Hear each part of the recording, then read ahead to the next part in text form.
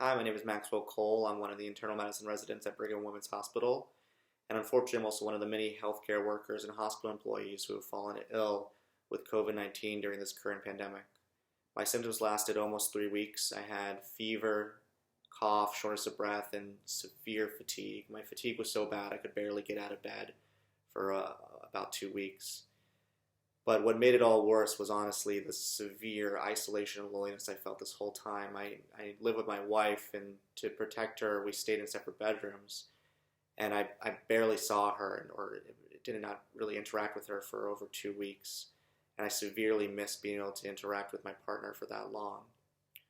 One night I woke out of bed with chest pain, shortness of breath.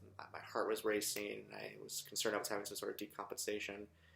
So I went to the ED. My wife came with me, but because of the visitor policy, she wasn't able to come in with me. I remember going into my isolated room at the ED, talking to her on the phone, and she was just crying, saying, "I'm out here. I'm outside the hospital. I'm not leaving. You're coming home with me. You're not dying. Come home with me tonight." And when I returned, thankfully, everything was okay, and I was able to go home that night. But I just remember how hard it was for her and how hard it was for me for us not to be together during that moment. And when I returned to the hospital to work, I understood a lot more exactly how hard it is for the patients we have had in the hospital, especially those who have been there for so long, to not be able to see their family members, and for the family members to not be able to see their loved ones who are in the hospital.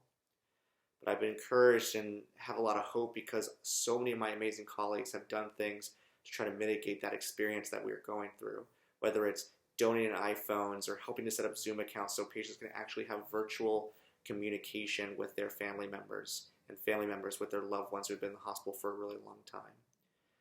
I don't think any of us expected to be battling a pandemic at any point in our lives, but this is where we are right now. But let me tell you, there's no place I'd rather be than surrounded by all of these amazing people who show such compassion for the patients we take care of every single day.